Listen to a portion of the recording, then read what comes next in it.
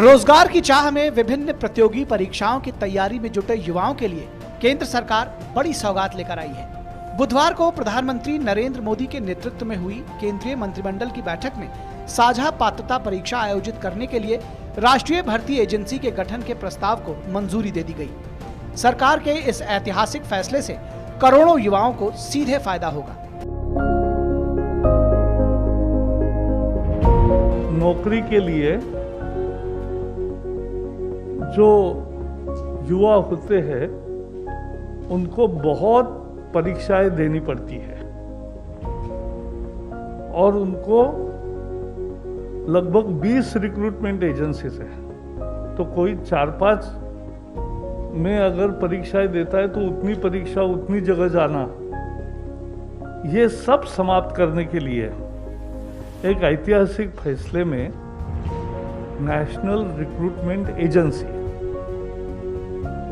राष्ट्रीय भर्ती संस्था, ये परीक्षा लेने वाली कॉमन एलिजिबिलिटी टेस्ट ये लेगी।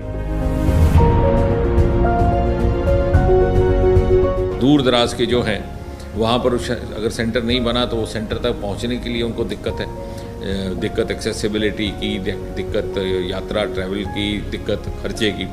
तीसरी महिलाएं, हमारी बहुत सी बच्चियां ऐसी कैंडिडेट्स हुआ करती हैं, हमारे ध्यान में आया कि जो इसलिए अपीयर नहीं होती क्योंकि उनको दूसरे शहर में जाना है, दूर जगह जाना है, वहाँ पर रहने की कोई व्यवस्था नहीं है। देश भर में पहले चरण में 1000 सेंटर कायम करेंगे और हर ज़िले में, लगभग 700 ज़िले हैं भारत में, एक न एक सेंटर अनिवार्य तौर पर रहेगा।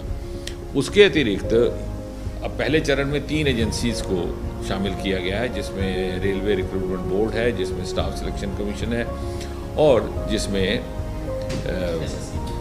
बैंकिंग सेक्टर है। उम्मीदवारों द्वारा सीईटी में प्राप्त स्कोर परिणाम घोषित होने की तारीख से 3 वर्षों की अवधि के लिए वैध होंगे। वैध उपलब्ध अंकों में से सबसे उच्चतम स्कोर को उम्मीदवार का वर्तमान अंक माना जाएगा। उम्मीदवारों के पास एक ही पोर्टल पर पंजीकृत होने की और परीक्षा केंद्रों के लिए अपनी पसंद व्यक्त करने की सुविधा होगी। उपलब्धता के आधार पर उन्हें परीक्षा केंद्र आवंटित किए जाएंगे। इसका अंतिम उद्देश्य उस व्यवस्था तक पहुंचना है जहां उम्मीदवार अपनी पसंद के परीक्षा केंद्रों पर परीक्षा की समय सारणी तय कर सके।